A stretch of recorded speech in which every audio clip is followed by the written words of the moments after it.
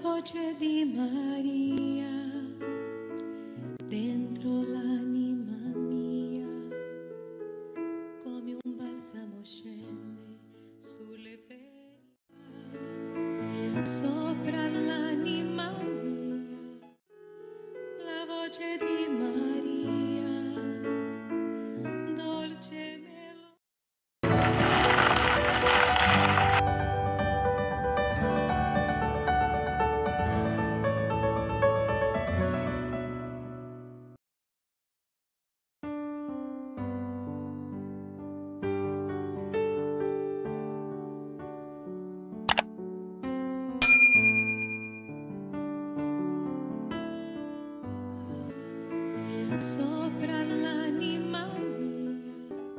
Selamat menikmati tayangan kami. Tuhan memberkati. Jangan lupa subscribe, like, share, dan komen. Karena dukungan dari sahabat Wirid bisa menambah semangat kami. Terima kasih.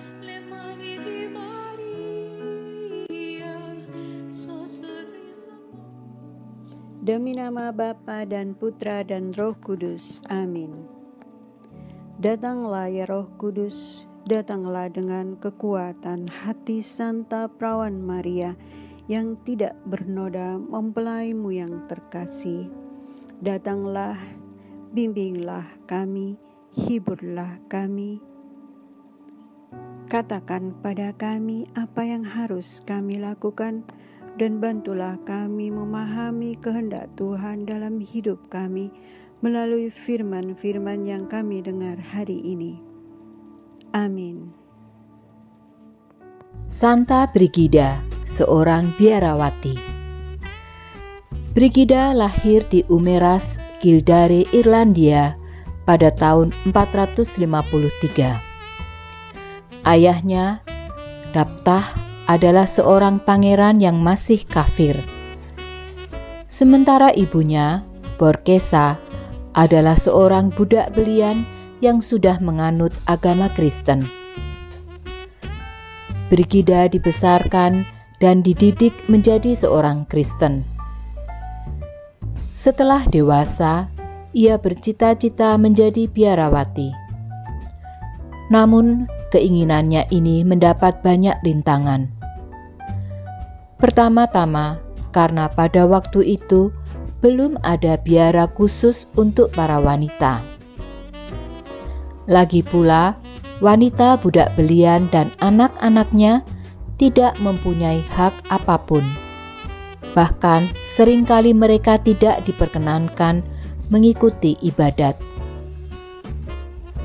Meskipun demikian, keinginannya tidak terpatahkan oleh rintangan-rintangan tersebut. Ia berusaha mendirikan sebuah biara khusus untuk para wanita di Kildare. Ia berhasil membujuk ayahnya untuk memberi dia status sebagai wanita bebas, bukan lagi budak. Ternyata, ia menjadi seorang biarawati yang luar biasa. Ia bersemangat tinggi dan rajin dalam karya, kuat dalam ingatan, serta ramah dan terampil. Ia dapat bergaul dengan siapa saja dan siap menolong orang-orang yang datang kepadanya, bahkan menerima mereka di dalam biaranya. Dengan demikian, ia tidak lagi hidup sendirian di dalam biara. Ia memusatkan perhatiannya pada para penderita kusta dan budak belian. Kecuali itu, ia juga memulai usaha di bidang pendidikan. Conlet, seorang imam, dipercayakan memimpin sekolahnya di Kildare. Sekolah ini sejak awal menjadi terkenal sebagai sebuah sekolah keterampilan. Di kemudian hari, setelah Brigida wafat pada tahun 523, sekolah ini dibagi menjadi dua, yang satu untuk pria dan yang lain untuk wanita. Hal ini menampakkan suatu keistimewaan pada saat itu. Penghormatan kepada Santa Brigida masih berlangsung hingga sekarang. Di Irlandia, Brigida dikenal sebagai salah satu orang kudus terkenal, selain Santo Patrick dan Kolumba. Ia dihormati sebagai pelindung negara Irlandia dan tokoh teladan bagi para petani, artis, dan pelajar. Bacaan dari kitab kedua Samuel. Waktu melarikan diri, Absalom bertemu dengan anak buah Daud.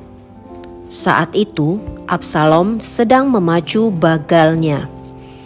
Ketika bagal itu lewat di bawah jalinan dahan-dahan pohon tarbatin yang besar, tersangkutlah kepala Absalom pada pohon tarbatin itu, sehingga ia tergantung antara langit dan bumi, sedang bagal yang ditungganginya berlari terus. Seseorang melihatnya, lalu memberitahu Yoab.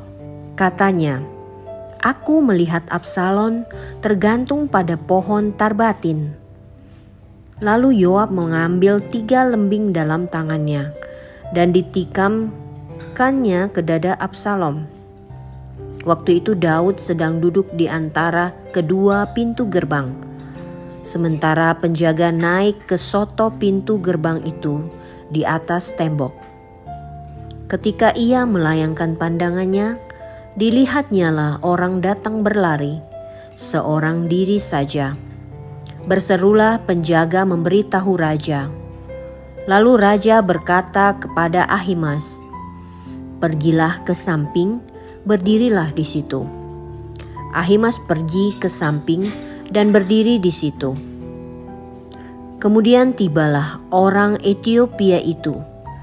Kata orang Etiopia itu, "Tuanku raja mendapat kabar yang baik, sebab Tuhan telah memberi keadilan kepadamu pada hari ini. Tuhan melepaskan tuanku dari tangan semua orang yang bangkit menentang tuanku." Tetapi bertanyalah Raja Daud kepada orang Etiopia itu, "Selamatkah Absalom, orang muda itu?" Jawab orang Etiopia itu, "Biarlah seperti orang muda itu musuh tuanku raja, dan semua orang yang bangkit menentang tuanku untuk berbuat jahat." Maka terkejutlah raja.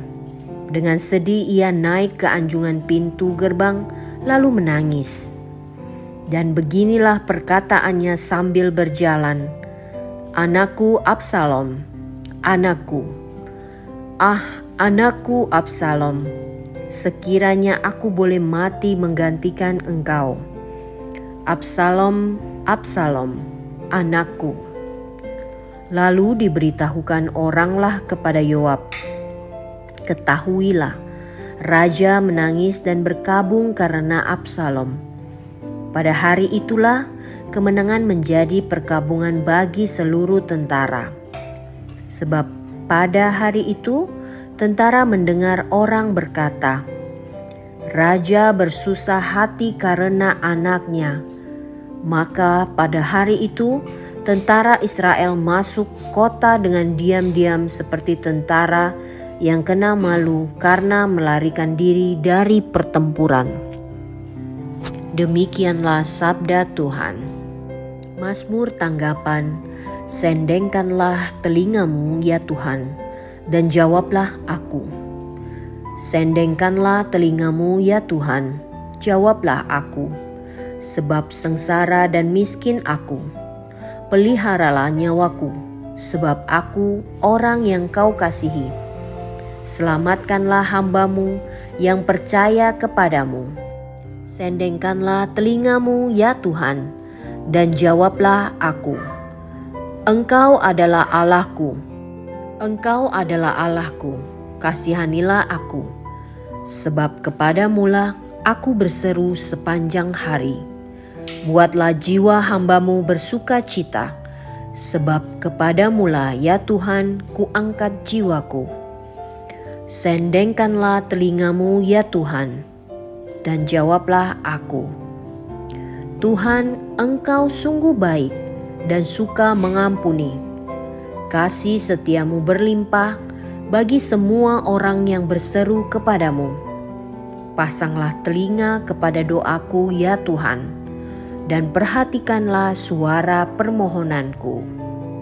Inilah Injil suci menurut Markus. Dimuliakanlah Tuhan. Sekali peristiwa, setelah Yesus menyeberang dengan perahu, datanglah orang banyak berbondong-bondong, lalu mengerumuni Dia.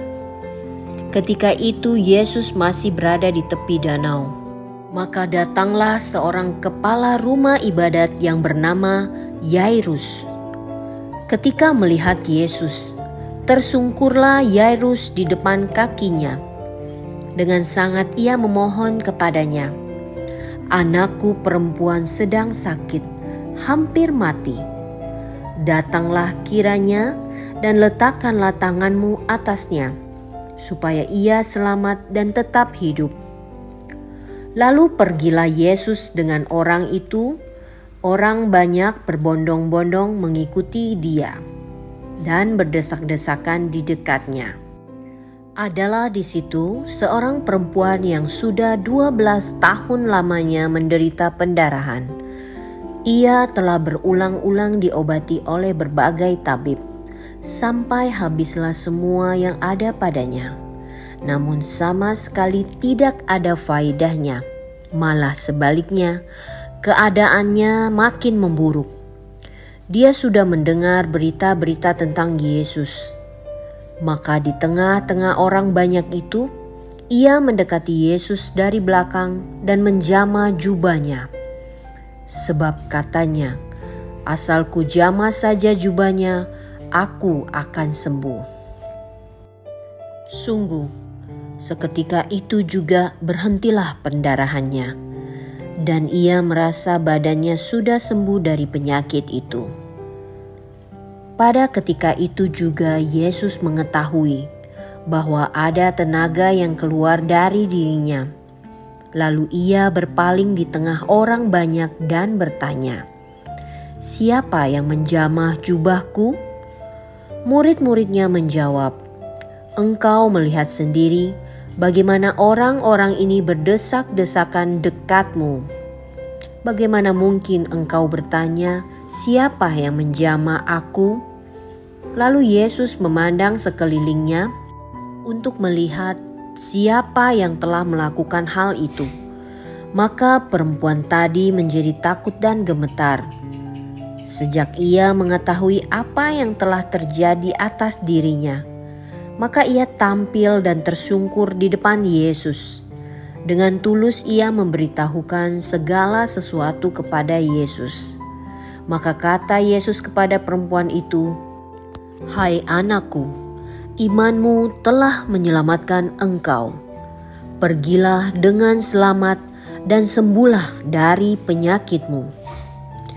Ketika Yesus masih berbicara, datanglah orang dari keluarga kepala rumah ibadat itu dan berkata, "Anakmu sudah mati. Apa perlunya lagi engkau menyusahkan guru?" Tetapi Yesus tidak menghiraukan perkataan mereka dan berkata kepada kepala rumah ibadat, "Jangan takut, percaya saja." Lalu Yesus tidak memperbolehkan seorang pun ikut serta, kecuali Petrus, Yakobus, dan Yohanes, saudara Yakobus. Dan tibalah mereka di rumah kepala rumah ibadat. Dan di sana Yesus melihat orang-orang ribut, menangis, dan meratap dengan suara nyaring. Sesudah masuk, Yesus berkata kepada orang-orang itu, "Mengapa kamu ribut dan menangis? Anak ini tidak mati, tetapi tidur." Tetapi mereka menertawakan Dia. Maka Yesus menyuruh semua orang itu keluar. Lalu ia membawa ayah dan ibu anak itu, dan mereka yang bersama-sama dengan Yesus masuk ke dalam kamar anak itu. Lalu dipegangnya tangan anak itu, katanya, "Talita kum," yang berarti, "Hai anak, aku berkata kepadamu, bangunlah." Seketika itu juga anak itu bangkit berdiri dan berjalan, sebab umurnya sudah 12 tahun. Semua orang yang hadir sangat takjub Dengan sangat Yesus berpesan kepada mereka supaya jangan seorang pun mengetahui hal itu. Lalu ia menyuruh mereka memberi makan anak itu. Demikianlah sabda Tuhan. Semoga melalui pengorbanan Yesus di kayu salib dan doa-doa Bunda Maria, kita semua dibebaskan dari kutukan, dipenuhi dengan sukacita, cinta, dan memperoleh berkat Abraham yang Tuhan berkati dalam segala hal, peninggian, kesehatan, kemampuan untuk bertahan dalam penderitaan dan tetap berbuah, kesejahteraan, kemenangan, rendah hati, dan perkenanan Tuhan. Amin. Saudara-saudari, para sahabat Wirid Traveling with Jesus, marilah kita memohon berkat Tuhan untuk kita semua. Tuhan sertamu dan sertamu juga. Semoga saudara-saudari, sanak keluargamu, usaha-usaha, pekerjaan-pekerjaan, kesehatan, dan imanmu senantiasa dilindungi dan diberkati oleh Allah yang Maha Kuasa, Bapa, Putra, dan Roh Kudus. Semoga Tuhan selalu menyertai kita. Syukur kepada Allah. Amin. Demikian bacaan hari ini. Terima kasih sudah menonton. Jangan lupa subscribe, like kami di Facebook, dan follow kami di Instagram. Wirid Traveling with Jesus. Sampai jumpa lagi di video selanjutnya.